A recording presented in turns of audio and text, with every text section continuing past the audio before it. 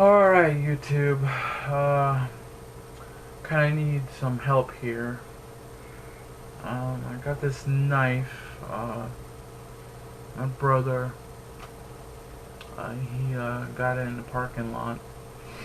I believe it was ran over because it is an assisted blade, but it will not lock in place when you try to close it. I took it apart to try and fix it. Well, first of all, I looked up the company, and it's a company I have never heard of in my life.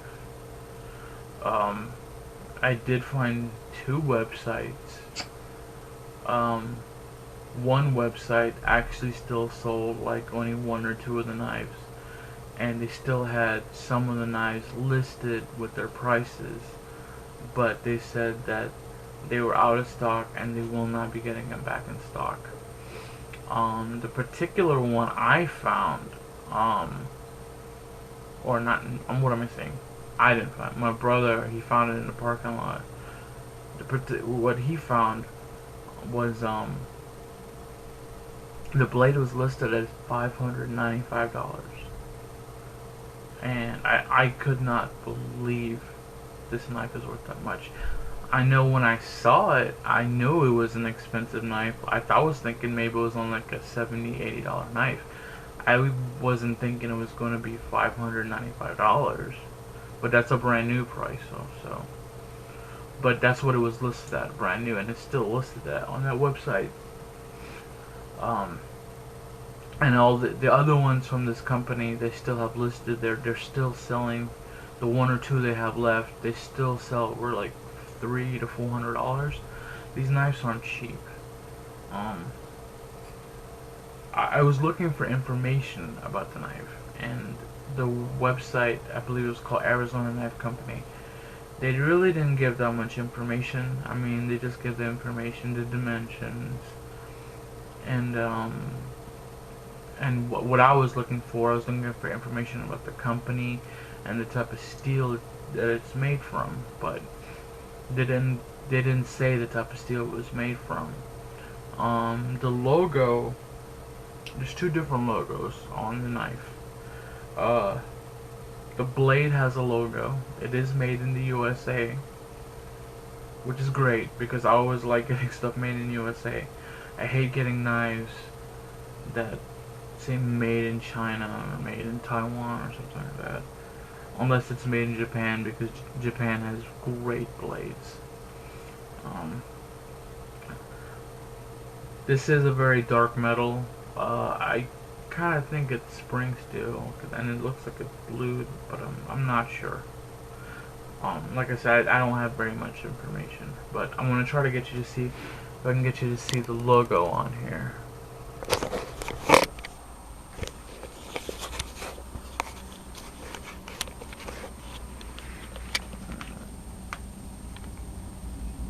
Alright,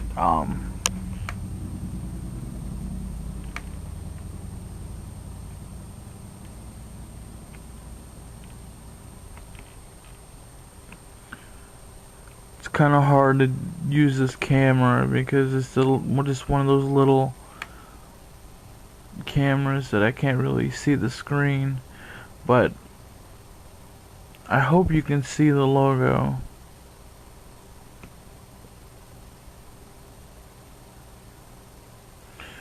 Like I said, the logo is a rebel flag, so that's the logo on the blade. Let's see if I can get a shot of this one. This is the logo on the actual body of the knife. It says WK USA, and it's a shield.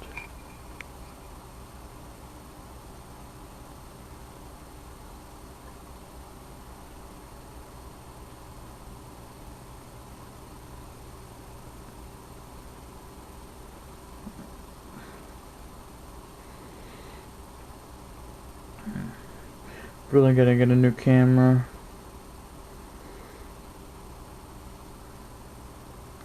But I hope you could see that. I do have each components. It's broken down to its components. That's the blade. It's broken down to its components. I have everything in here, so the screws and everything. It was put together all with hex head screws. It's actually a pretty sturdy, well-made knife. But I just don't understand. I really think, since it was in the parking lot, I really think it was run over by a car, and that's why it won't stay locked. When you try to close it, and you don't want to walk around with a blade that's not gonna lock. That's an assisted blade, because when you put this knife back in, it's a strong blade. It will cut you. Still a very sharp blade too. I haven't cut myself on it, but it is a very sharp blade, and that's how my brother found it. I do collect a lot of blades, and I have fixed my own blades before. And I took this one apart, and it's this little springs in it. The one assisted spring in it, it's destroyed. And then there's another spring in it, which I'm not sure what that little spring does, but it was kind of like strung out and bent. So the springs were damaged. Everything else is perfectly fine. The screws, the main bolt to hold it together, the blade nut is not bent. Everything is still in good shape. Only thing I need is just those little springs. I mean, I could put it back together, but it would have to stay open, and I don't want to do that. For a knife that's this valuable, I wanted to put it back together in its original configuration of how it's supposed to be. Plus, it's an American-made knife, you know. You really don't get a lot of knives that are still made in America. It's unfortunate. I do collect a lot of blades, so